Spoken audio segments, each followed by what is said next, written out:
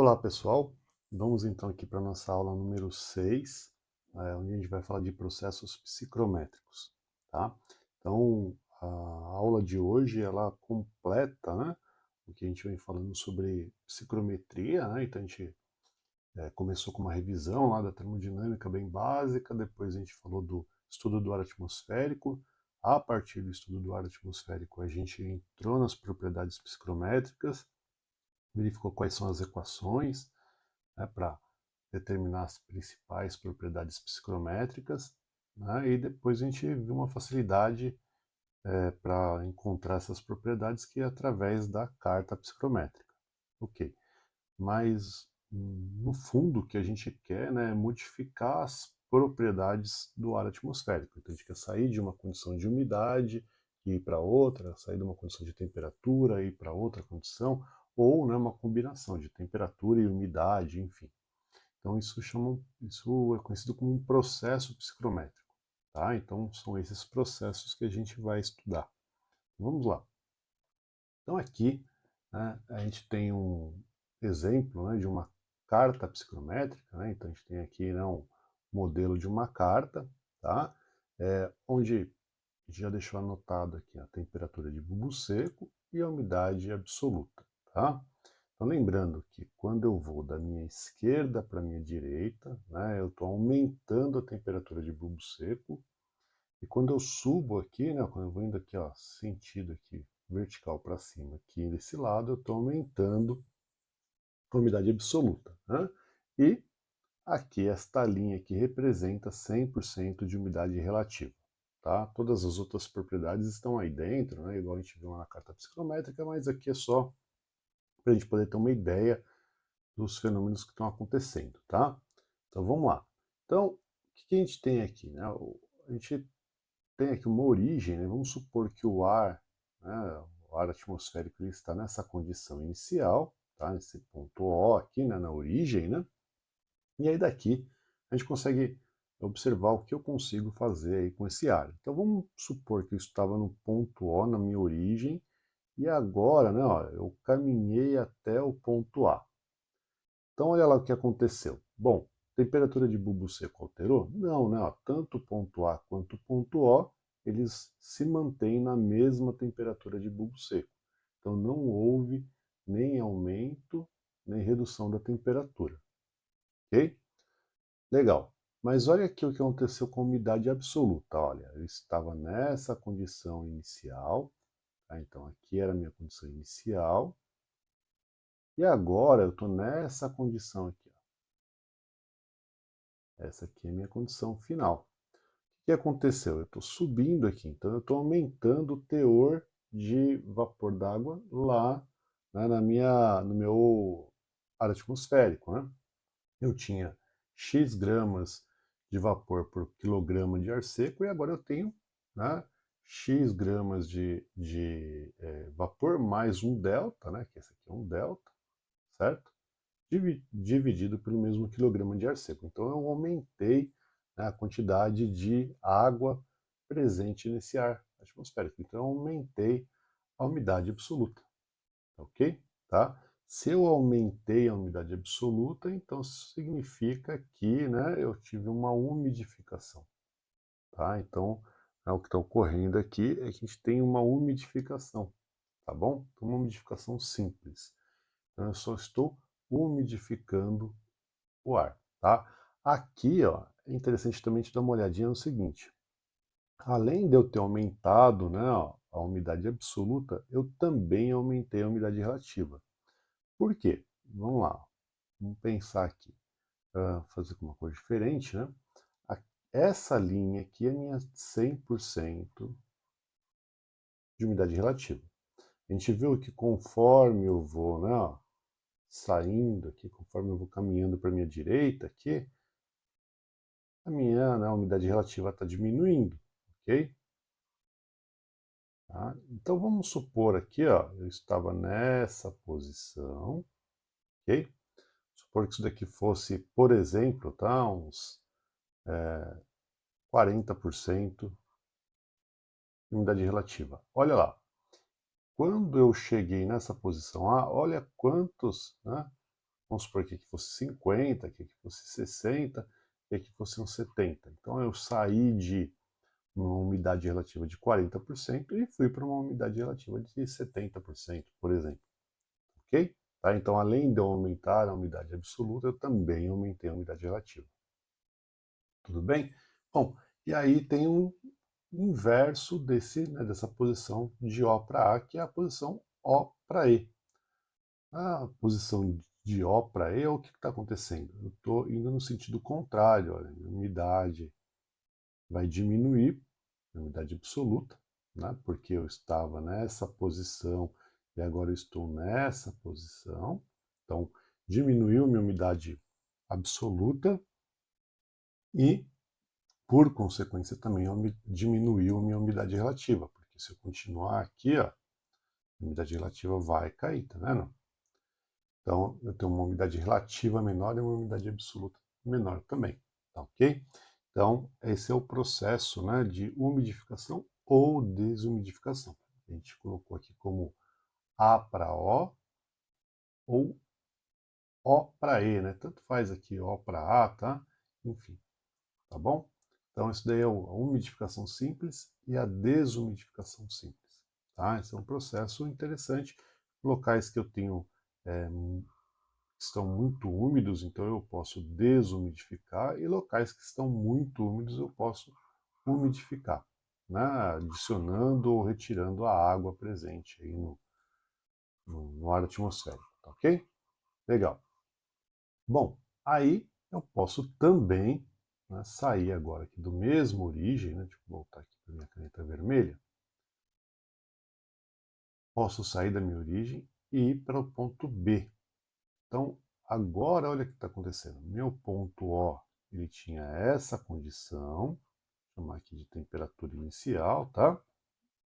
E eu vou caminhar para o ponto B, mas quando eu caminho para o ponto B, olha aqui, ó, eu tenho, aumentou minha temperatura. Conforme eu caminho para a minha direita, a temperatura está aumentando, né? Então teve um aquecimento, né? Mas além de ter um aquecimento, olha o que aconteceu com a umidade também. Eu estava nessa condição inicial e fui para essa condição aqui, ó, essa condição final, certo? Então, nesse caso aqui, eu aumentei o teor de vapor, né? Adicionei né, água ao ar atmosférico, né? Então aumentou a umidade absoluta e aumentou a minha temperatura de bulbo seco, tá ok? Então, esse caso aqui é conhecido como aquecimento com umidificação, tá? Então, um processo interessante, né? Eu aumento a temperatura em um lugar que está com uma temperatura baixa, né? E ainda tem pouco teor de água, né? Tá? Eu posso realizar esse processo, né? Então eu faço dessa forma aí, tá ok? Tá? Então eu consigo, além de aumentar, né, a quantidade de água presente no ar atmosférico, eu também aumento a temperatura. Então é um aquecimento com umidificação. E o seu, né, processo inverso é o processo de O para F, que é um processo mais usual, né, para a gente, né? Então, se você tem um ar-condicionado de janela, se você tem um split, né, todos esses eles estão utilizando, né, um processo, né, igual a esse de O para F, ok? Tá? Então, esse é um processo bastante importante, tá? Então, o que a gente tem aqui nesse processo, né? O que está acontecendo é o seguinte, eu estou indo, então, de O para F, eu estou, então, agora analisando aqui, né, a hora que eu analiso aqui, o que eu tenho agora aqui, ó? Eu estava no ponto, na temperatura inicial e agora eu estou indo para a minha esquerda. Então, agora o que está acontecendo? Eu estou resfriando, tá? E se eu olhar aqui o meu ponto F, olha lá, de novo o que vai acontecer? Eu agora estou diminuindo a minha umidade. Então aqui eu estou fazendo um resfriamento com desumidificação, tá? Um resfriamento com desumidificação. Então eu estou além de resfriando o meu ar, né, além de diminuir a temperatura de bulbo seco, eu também estou tirando, né, quantidade de água. Então, por isso que quando a gente tem um ar-condicionado em casa, tipo ar-condicionado de janela ou um split system, né, o que que acontece? Normalmente eu tenho um ladrão, né, tá? Eu preciso ter uma saída de água, né? Senão ele vai ficar pingando no local, né?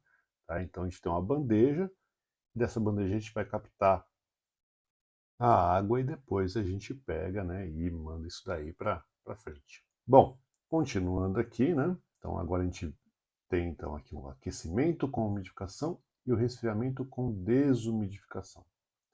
Legal. Então vamos lá, né? Qual é o outro processo que a gente pode ter, então, né? Qual é um outro processo? Bom, o próximo processo aqui é quando eu vou aqui do ponto O para o ponto D. Tá? Então esse processo do ponto O para o ponto D, a gente conhece esse processo aí como sendo um processo de desumidificação química. Tá? Então, este processo de O para D é um processo que a gente chama de desumidificação química. Tá? Ele está aqui. O que está acontecendo aí nesse processo de O para D? O processo de O para D é quando eu uso um material que a gente chama de material higroscópico. Tá? Esse material higroscópico ele tem a capacidade de absorver, né, a umidade do ar atmosférico, ok? Então é aquele material que você compra, quando você vai no mercado, tem por exemplo, um guarda-roupa que tem muita umidade, você compra lá um recipiente, né, que tem um lacrezinho, você tira o lacre, ele tem umas bolinhas ali dentro, esse é um material higroscópico, você põe dentro do guarda-roupa. Depois de um tempo, quando você abre o guarda-roupa, esse recipiente está cheio de água, né? Tá? Então o que ele fez? Ele tirou a umidade, né? Uma parcela da umidade presente no ar, tá ok? Para te ajudar aí, né? A ter um ar mais seco e com isso não ter, né? Por exemplo, roupa mofada, né? Coisas assim, tá ok? Aqui, né? A gente observa aqui nessa desumidificação química, eu tenho o quê? Eu tenho um aumento de temperatura, tá? E uma redução da umidade. Ok? Você pode até pensar assim, ah, mas quando eu coloco esse material lá no meu guarda-roupa, eu não percebo que a temperatura aumentou. Obviamente que não, porque a quantidade de material que a gente usa é muito pequena, tá? A gente percebe muito mais, né? Teve uma redução de umidade, porque você observa, né, que o recipiente ficou cheio de água, mas a temperatura a gente não vai perceber, né? Eu precisaria de uma grande quantidade aí de material, ok? Tá? Então, essa é a desumidificação química, cujo seu inverso é o que a gente chama de resfriamento evaporativo, tá? Que é esse aqui de O para H. Tá? De O para H é resfriamento evaporativo. O que eu tenho aqui? Né? Ó, eu estou caminhando para a temperatura de bulbo úmido. Então, no limite, né, tá, eu consigo ir resfriando o ar, né, ó, eu vou diminuindo aqui, né, a temperatura, eu sair daqui e venho para essa posição, eu estou diminuindo a temperatura e estou aumentando a umidade, tá? Como a linha de bulbo úmido está em cima da linha de entalpia, então é um processo isoentálpico aí, né? Tá? Um processo isentálpico. Lembra que aqui, né, eu tenho uma reta aqui onde eu tenho aqui as entalpias, né? Tá? Então, eu estou caminhando aqui, no limite eu vou chegar aqui na temperatura de bulbo úmido e mantendo a entalpia. Então, é um processo isoentálpico, tá ok? Tá? Então, esse daqui é bastante utilizado aí em locais, né, onde eu tenho alta temperatura, né, e uma umidade não tão alta, né? Então, eu consigo melhorar a umidade relativa, né, aumentando a umidade absoluta e resfriar o ambiente, ok? Tá? Então esta é a ideia aí, né, do meu resfriamento, né, tá, evaporativo, que é o de O para H, tá, ok? Bom, e aí, por último, né, eu deixei aqui o aquecimento e o resfriamento sensível, né? Vamos dar uma olhada neles aqui. Vou apagar aqui antes, né? Então, olha lá. Se eu estiver, né, caminhando do ponto O para o ponto C, olha o que está acontecendo aqui agora. Eu aumentei a temperatura, né, de novo, aqui a minha temperatura inicial, fui até o ponto C, minha temperatura final, só que não houve, né, aumento de umidade absoluta, né, nem diminuição de umidade absoluta. Então, a umidade absoluta inicial é igual à umidade absoluta final. Então, portanto, não houve adição de teor de vapor aí, né, no meu ar atmosférico, ok? Então, isso aqui a gente diz que é um processo que é de aquecimento sensível, tá? Somente calor sensível está sendo envolvido aqui, ok? Né? Somente calor sensível. E o inverso é de O para G, onde então, mantendo a mesma umidade absoluta, eu saí do ponto O e caminhei até o ponto G, que está aqui para mim à esquerda. Portanto, uma redução de temperatura. E aí é isso, a gente chama de resfriamento sensível, tá? Então, de novo, só calor sensível envolvido aí, tá? Então, aí, esses aqui são então o aquecimento sensível e o resfriamento sensível, tá ok? Bom, esses processos aqui, então, eles são os processos mais simples que a gente tem, tá? São os processos básicos, tá? E a esses processos, então, que a gente utiliza para fazer, né, ar-condicionado, né, para fazer climatização. Então, basicamente, qualquer processo que a gente vá, né, utilizar aí na indústria, no comércio, né, eles estão atrelados a um desses processos ou a combinação desses, ok? Né? Então, eu posso, por exemplo, ter um processo onde eu estou resfriando e desumidificando, processo bastante comum, e depois reaquecer ele.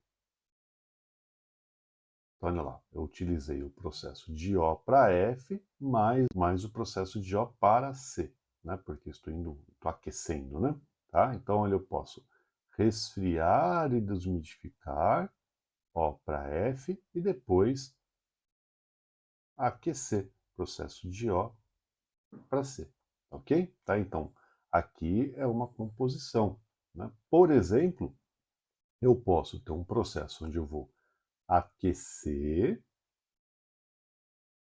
O para C, e depois eu quero só umidificar,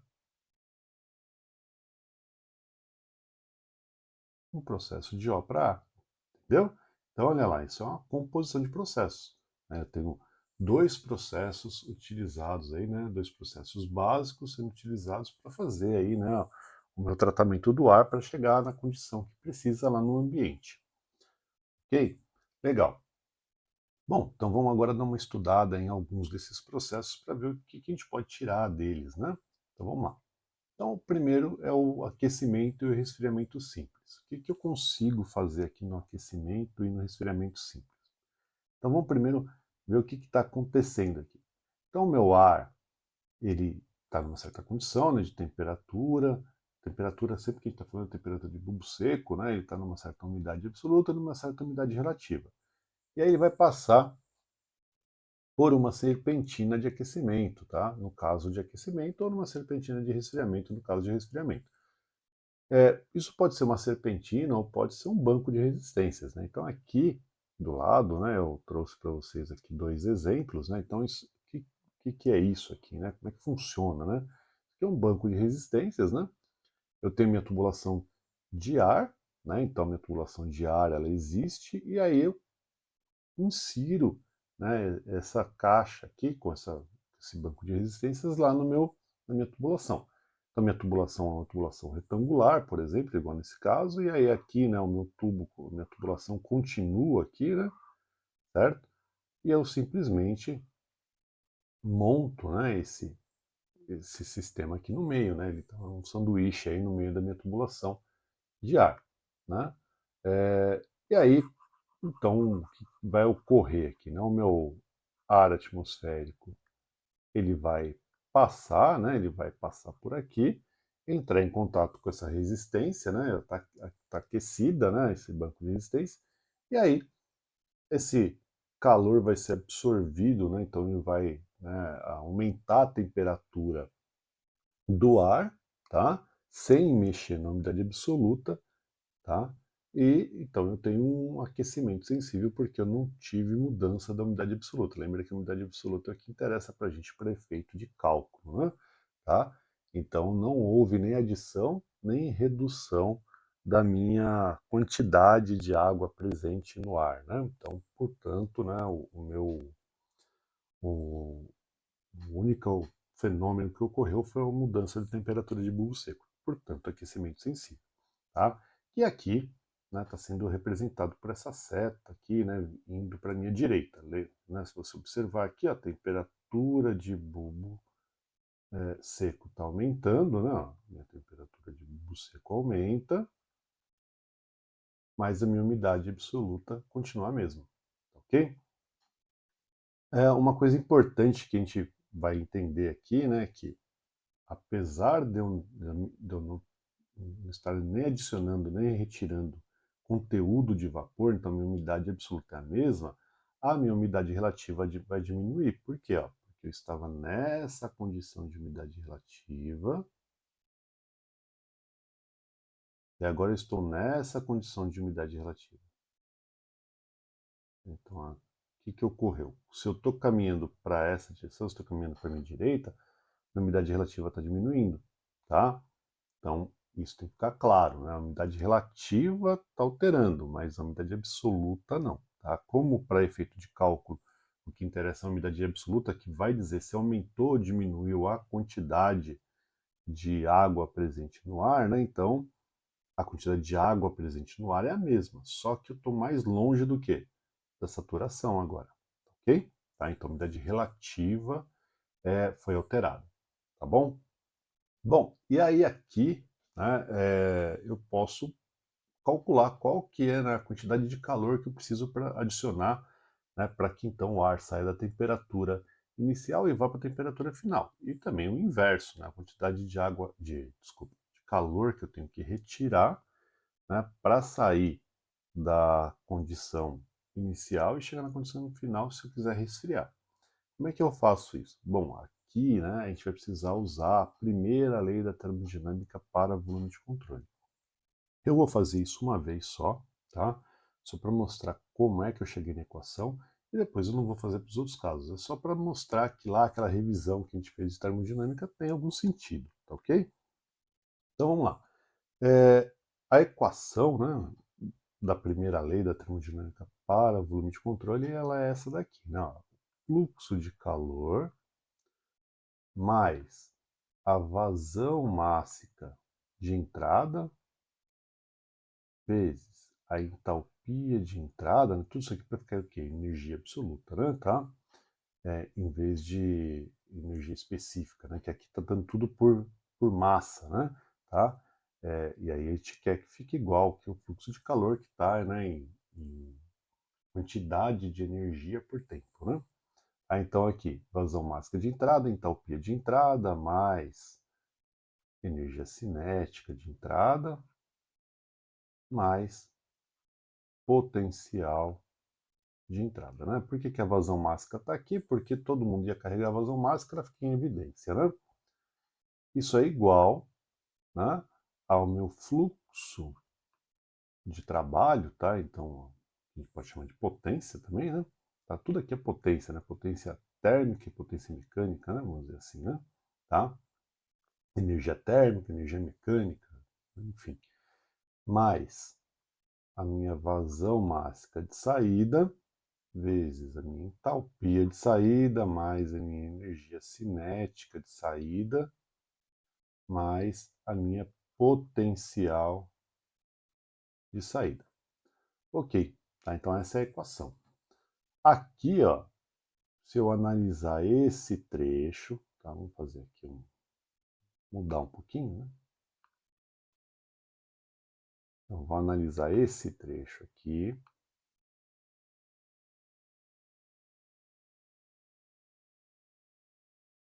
Ok? Tá, então estou analisando o que ocorre aqui, né? Entre a minha entrada e a minha saída, ok? Então, analisando aqui, né, esse trechinho, o que a gente sabe? A gente sabe que não tem, né, fluxo de trabalho sendo realizado aí, né? Eu não consigo levantar aqui um recipiente, né, na passagem desse ar por aqui, né, nesse fenômeno que está ocorrendo aqui de aumento de temperatura. Então, não existe, né, fluxo de trabalho. As velocidades de entrada e de saída são as mesmas, né? Então eu posso simplesmente cortar aqui, ok? A energia potencial de entrada e de saída também são iguais, né? Se eu pegar aqui que uma molécula de ar está aqui nessa posição e ela sai nessa posição aqui, ambas estão à mesma, né, altura em relação a um plano horizontal de referência, ok? Então, minha cota de entrada é igual à minha cota de saída. Portanto, então, esse termo também some.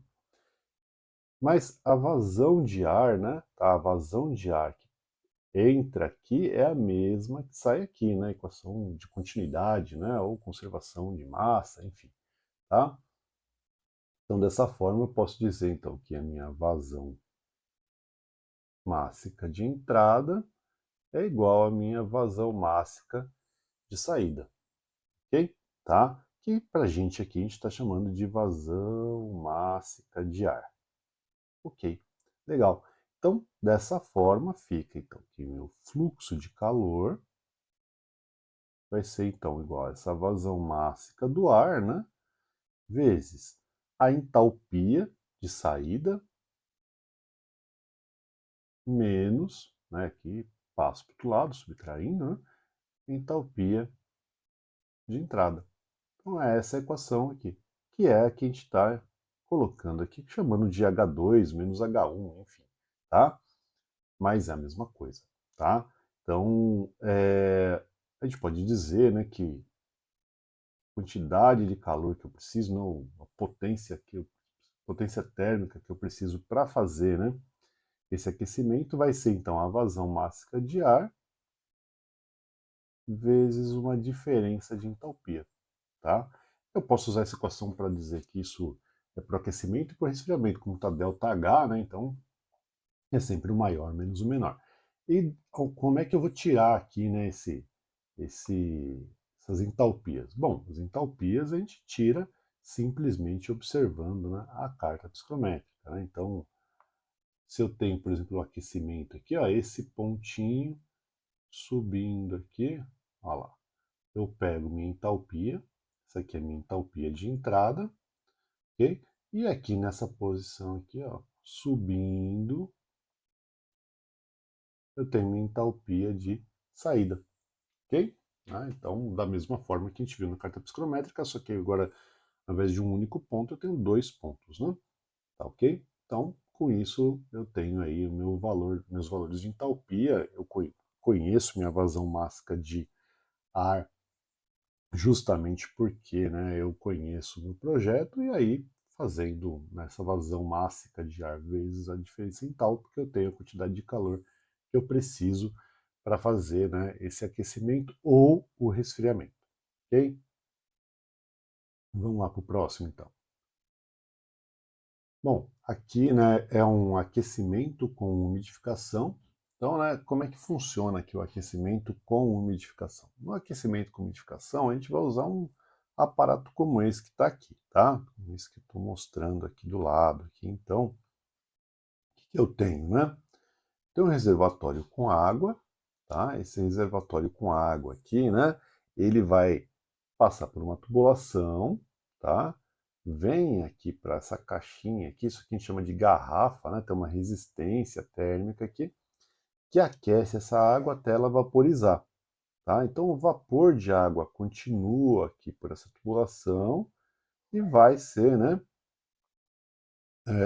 aspergido, né, tá? Dentro desse local aqui. Quem é esse local? É esse aqui que a gente está vendo aqui do lado, né? Então, né, eu tenho essa caixinha, né? Essa caixa ela está montada na minha tubulação de ar, né? Então esse vapor, tá? Ele vai sair por aqui, por esses orifícios que vocês estão vendo aqui, e aí o ar, como, né, o ar tem umidade diferente de 100%, ou seja, ele não está saturado, ele consegue absorver, então, a umidade, né? Ele absorve a umidade, tá ok? Só que como aqui eu tenho vapor de água, então o vapor de água está numa temperatura maior do que a temperatura do ar na entrada. Então, além do ar absorver a umidade, ele também aumenta a sua temperatura, ok? Tá? É assim que funciona, né, esse processo, tá bom? Então, aqui do lado na carta psicrométrica, né, olha lá, consigo perceber isso, né? Deixa eu mudar só a cor aqui da minha caneta de novo para um vermelho. Então, ó, esse aqui é minha condição inicial, né? Então, se eu observar aqui, ó, estava com esta umidade absoluta, e agora aqui essa é a minha condição final. Mudou, então, a quantidade de umidade, né? Mudou a quantidade de água que eu tenho presente para a mesma massa de ar seco, né? Então, aqui, subindo aqui, significa, então, que eu aumentei a umidade absoluta, tá? Da mesma forma, né, também a gente pode perceber aqui que a umidade relativa também dá uma alterada, né? Tá? Eu saio de uma condição e vou para uma outra condição, né? Aqui, ó, tem uma linha, né?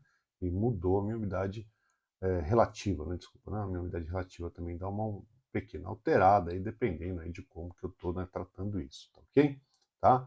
Então, essa aqui é a minha umidade, né, absoluta aumentando aqui, então é o meu aquecimento com umidificação. Por que que aquece? Aquece porque, olha lá, essa era a minha condição inicial, temperatura inicial, e conforme, né, eu disse, né, o vapor da água está numa temperatura maior do que o ar, então o ar acaba sendo, né, ele acaba absorvendo energia, né?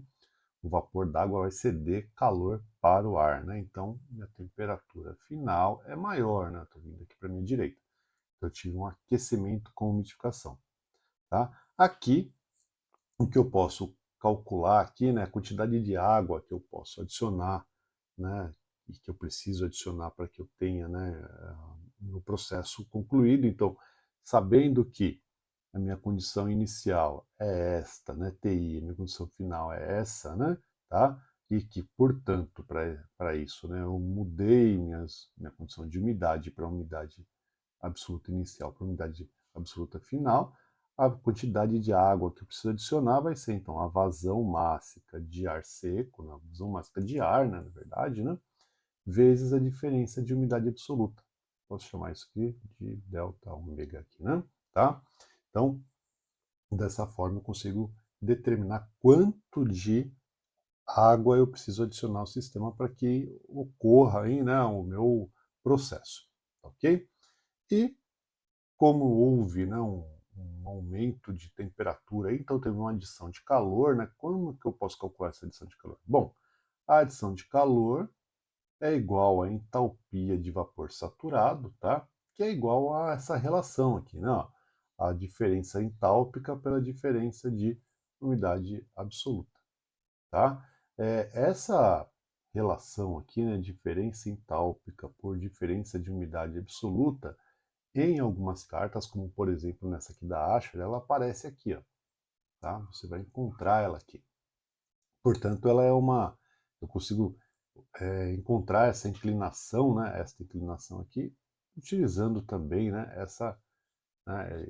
esse semicírculo aqui, tá ok? Tá? Eu consigo fazer por ali também, tá? Mas é, né, um processo aí que a gente pode calcular assim, bem fácil, né, bem simples, tá ok?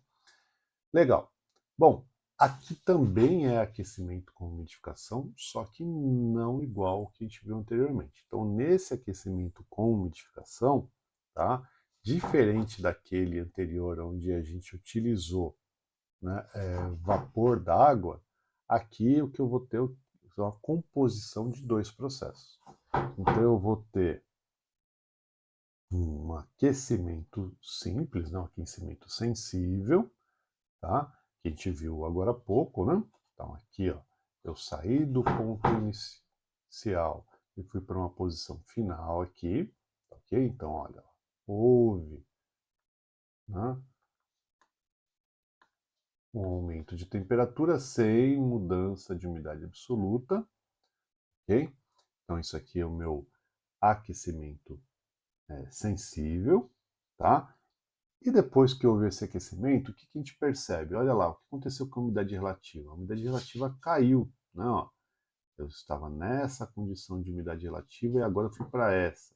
Então, a minha umidade relativa caiu. O que que eu quero fazer? Aumentar a umidade relativa, tá? Como é que eu faço isso? Por aqui, ó, com o umidificador. O que que ele está fazendo aqui? Ele está aspergindo água, né? Vapor d'água. Na verdade, não vapor de água, né? Porque ele está numa temperatura igual, né? Tá? A temperatura na posição 2 aqui, né? Não houve mudança de temperatura, tá ok?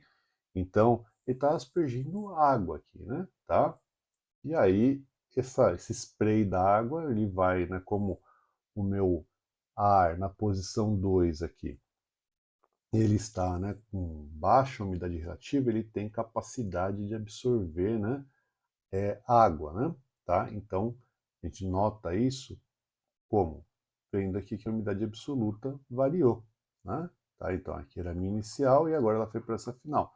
E quando ele absorve a umidade, né? Quando ele absorve vapor d'água, né? Quando ele aumenta, né? A umidade relativa aqui, tá?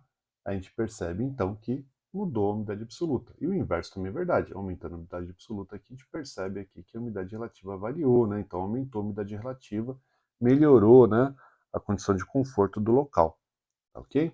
Tá? Então, esse é um processo combinado, né? Eu tenho um aquecimento sensível e depois uma umidificação, ok? Tá? Faz o mesmo processo que o anterior, só que de forma diferente, né?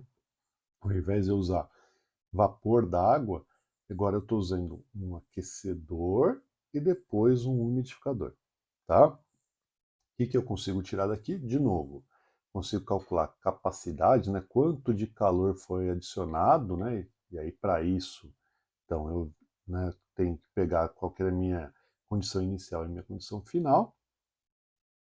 Posso fazer isso por aqui, né? Então pego aqui minha condição inicial, verifico minha entalpia, essa aqui é minha entalpia inicial, e lá para a condição final, quanto que é a minha entalpia.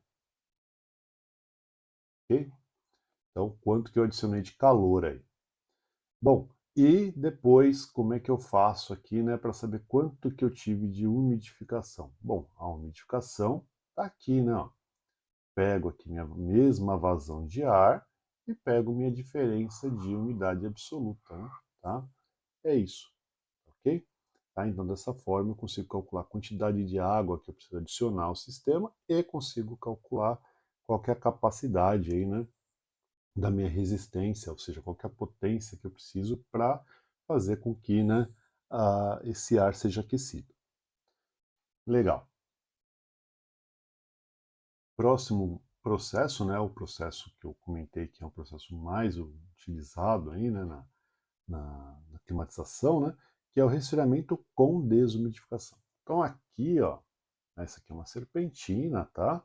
Eu tenho aqui uma entrada, pode ser, por exemplo, de água gelada ou de um fluido refrigerante. Entra aqui, ele passa por uns tubos e sai por aqui, tá? O ar entra por aqui, né? Toca a superfície desses tubos, que está com uma temperatura menor do que a temperatura do ar, né? E aí, então, ele cede calor aqui para essa superfície da tubulação e com isso ele sai do lado de lá mais frio, tá bom? Isso a gente consegue enxergar aqui na figurinha do lado, né? Então eu tenho aqui uma serpentina de resfriamento, né? O ar está entrando aqui em um, né? Então ele entra aqui, toca a superfície, né, dessa serpentina e ele vai sendo resfriado. Só que aí ele é resfriado até uma temperatura abaixo da temperatura de ponto de orvalho. Portanto, o que vai acontecer? Ele vai começar a, né, a perder, né, conteúdo de água, porque ele vai condensar, né? Tem aí calor latente envolvido, né?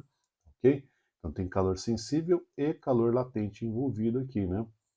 Uma vez que eu resfrio, tem o calor sensível sendo envolvido. E uma vez que eu estou perdendo o conteúdo de umidade, né? Tá? Conteúdo de vapor aí presente na água, para isso acontecer, para essa condensação acontecer, está envolvido o calor latente. Né? Então tem o calor sensível e latente sendo, né, envolvidos aí. Ok? Isso a gente percebe, né, na figura. Né? Então, se eu olhar lá na carta psicrométrica, eu consigo verificar que essa aqui era a minha posição inicial e essa aqui é a minha posição final. Então, olha lá, eu venho aqui, ó, verticalmente, né? Percebo que essa aqui era a minha temperatura inicial e agora a minha temperatura final, né? Ela mudou. Para quê? Para menor, tá? Então, aqui houve uma redução de temperatura. Da mesma forma, se eu vier aqui, ó, observar que essa aqui era a minha umidade absoluta inicial e que agora a minha umidade absoluta veio para essa posição, eu consigo perceber também que houve uma redução, né, da minha umidade, tá ok? Ou seja, está envolvido calor latente aí, né? Ok? E aí o que, que eu consigo tirar daqui? Quais são, né, as conclusões que eu consigo tirar e o que eu consigo calcular? Bom, consigo calcular a quantidade de água que eu estou retirando do processo, tá? Então, a quantidade de água que eu estou retirando do processo é a vazão mássica de ar, né, de ar atmosférico, né? Vezes aí a minha diferença de umidade absoluta, igual a gente fez para os processos anteriores.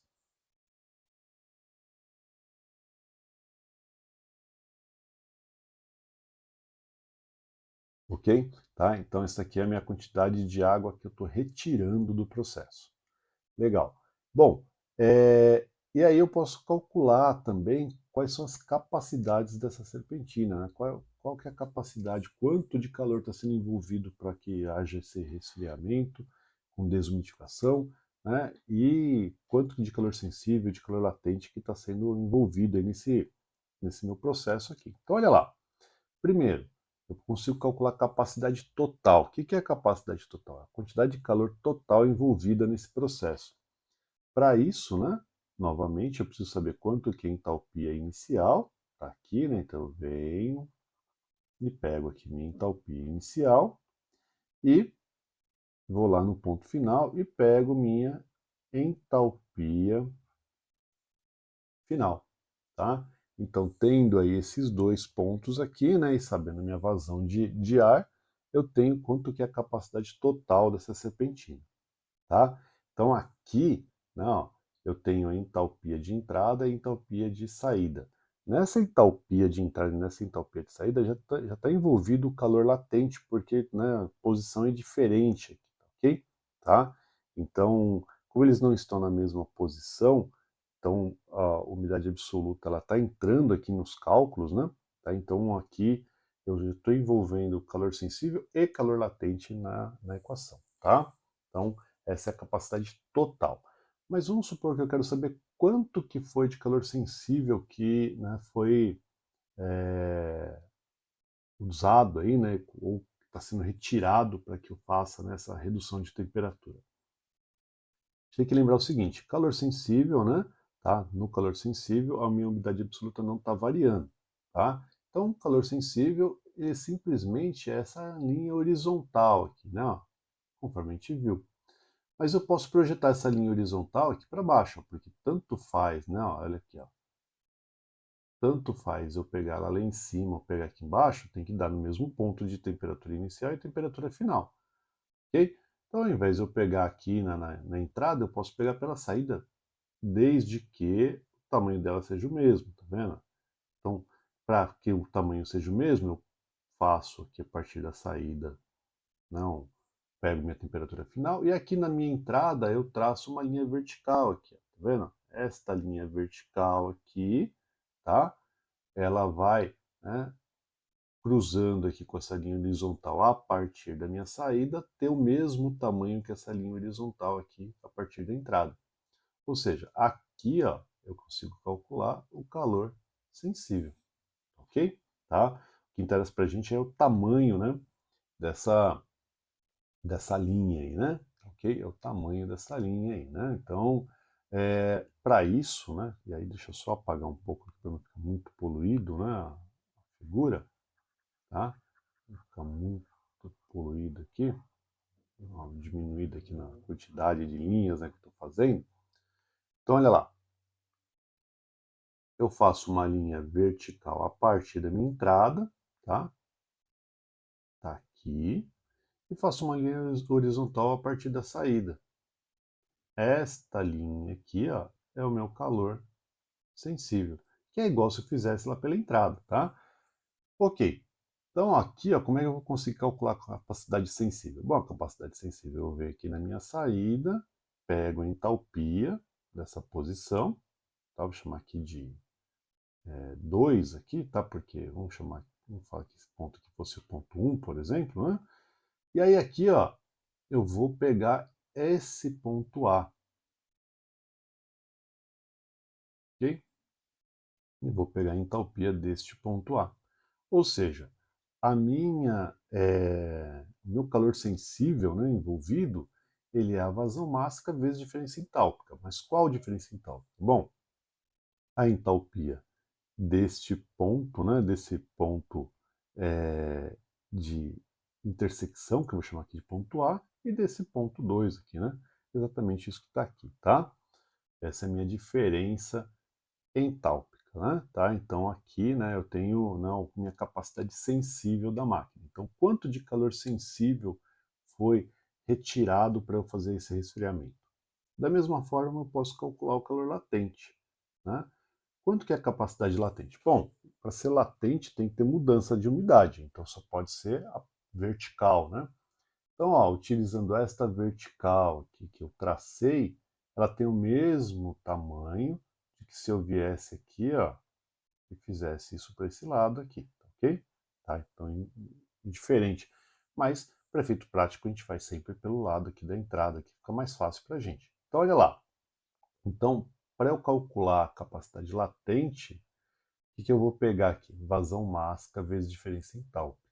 Tá? Por que diferença entálpica, né? Se eu quero calcular o calor latente. Porque lembra que no calor latente, né, a gente está envolvido é energia total, né? Tem energia interna mais, né, o trabalho sendo executado aí, né? Tá? Para a gente poder fazer, né, o processo de aquecimento, de resfriamento. Então, dentro dela está envolvido as umidades absolutas, né, dentro das equações, tá? Então, como aqui a gente está mantendo a temperatura, né? A temperatura é a mesma nessa linha aqui, ó, nessa linha que sai da minha entrada para o ponto A, né? Na hora que eu uso as entalpias aqui, se eu esticar essa equação aqui, né, se eu ampliar ela, a gente observa que eu estou cortando várias coisas e vai sobrar somente aí a parte latente do processo, ok? Tá? A gente não vai fazer isso aqui porque não é interesse desse curso, né? Senão vai ficar um curso bastante pesado aí do ponto de vista termodinâmico e não é isso que a gente quer, né? A gente quer, esse curso é para vários públicos, né? Então a gente não chega nesse detalhe. Mas se você tiver dúvida e quiser entender melhor isso, só manda uma mensagem que eu mando para você, né, uma explicação melhor aí, né, um texto com toda essa equação sendo destrinchada, tá ok? Bom, vamos lá. Então aqui, né, ó, eu tenho minha parte inicial e o meu ponto A, né, essa linha vertical que me interessa. Então, o calor latente nada mais é de novo do que a vazão mássica vezes a diferença entálpica, ok? Qual a diferença entálpica? A entalpia dessa entrada aqui, né, do ponto I, e a entalpia desse ponto A, que é, né, exatamente esta linha vertical, ok? Tá? Então, dessa forma aí eu consigo verificar qual que é, né, a quantidade de calor latente envolvida. Se você observar aqui, né, o que que ocorre, né? Deixa eu de novo apagar aquela figura, né? E aí vocês percebem que eu rabisco bastante, né? Mas eu acho que é interessante isso, né? Tá? O que acontece aqui? Eu tenho um triângulo, né? Tá vendo? Essa capacidade aqui, ó, esta capacidade total, tá? Esta capacidade total aqui, ó, ela vai ser o quê? Esta capacidade total será igual à soma do calor sensível mais o calor latente. Então, se eu somar a quantidade de calor sensível que eu calculei aí com a quantidade de calor latente que eu calculei, ele é exatamente igual à capacidade total da máquina, tá? Ou a capacidade total necessária para que ocorresse o resfriamento com desumidificação. Tá ok? Tá? Então, é isso que a gente consegue tirar aí, né? São essas informações que a gente consegue tirar desse processo. Legal? Bom, vamos lá para mais um. Então aqui, ó, agora é o resfriamento evaporativo. Tá? Esse resfriamento evaporativo, bastante utilizado aí, né, em locais então onde eu tenho uma temperatura elevada, né, uma temperatura elevada do ar externo e uma umidade relativa baixa. Baixa não significa que seja muito baixa, mas aí 50%, né, 50, 40% são valores interessantes, tá? Então, região sudeste, né, dá para usar bem aí, né? São Paulo, Minas Gerais, aí dá para usar bem resfriamento evaporativo. Né, alguns lugares aí, região sul, né, tá? Até a posição em centro-oeste, enfim, né, que tem alta temperatura e baixa umidade relativa, né? Então dá para usar bem, né, esse tipo de equipamento, tá? Como é que funciona esse, né, esse resfriamento evaporativo? O resfriamento evaporativo, então, funciona da seguinte forma, né? A gente tem aqui, né, um equipamento que é similar a esse que está aqui, né? Esse aqui é um exemplo, né? Tá? Isso pode ser instalado normalmente aí nas laterais da parede, né? De galpões médios aí, né? Supermercados de médio porte, enfim. E também tem alguns modelos que a gente coloca no teto ou que são portáteis, né? A gente coloca dentro do ambiente. O que ele faz? Então ele tem um ventilador, como esse que está sendo apresentado aqui. Esse ventilador ele vai, né, succionar o ar externo. O ar externo está ali com uma certa temperatura, né, de bulbo seco, e tem uma umidade relativa diferente de 100%, ou seja, ele não está saturado.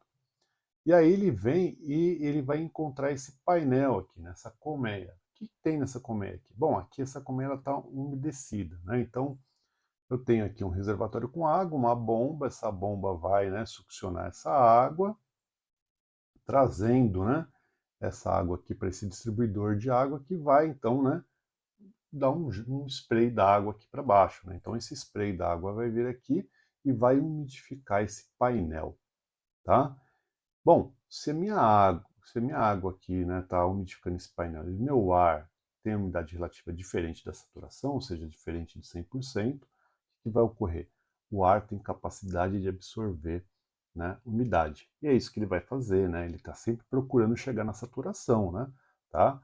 E aí, nesse processo então, de absorção de umidade, lembra lá o que aconteceu com o saturador adiabático, né? Que é a mesma coisa que acontece no psicrômetro, né? No processo de absorção de umidade, o ar acaba ficando mais frio, né? Ele acaba se resfriando, porque ele tem que ceder calor latente ali para que, né, absorva, né, que ele pegue essa água ali, né, vaporize ela e absorva ela, certo? Então, é um processo muito rápido, né, adiabático, né, sem troca de calor com o meio, né? Tá ok? Então, o ar entra aqui uma certa umidade relativa e sai com uma umidade relativa maior. Por quê? Porque é só observar aqui a figura, né? Olha aqui, ó. Eu estava nessa condição inicial, com esta temperatura inicial e esta umidade absoluta, ok? Inicial. Legal. Conforme ele recebeu a água, né? Então, conforme o ar absorveu umidade, olha lá o que aconteceu com a umidade absoluta dele. Aumentou, né? O que aconteceu com a temperatura? Diminuiu. Por que a temperatura diminuiu? Porque a gente está procurando chegar onde? Lá na saturação, né? E aí, conforme eu vou chegando para a saturação, minha temperatura vai diminuindo. Ok? Então, aqui minha temperatura final. Qual que seria o limite? O limite seria a temperatura de bulbo úmido lá, né? Tá?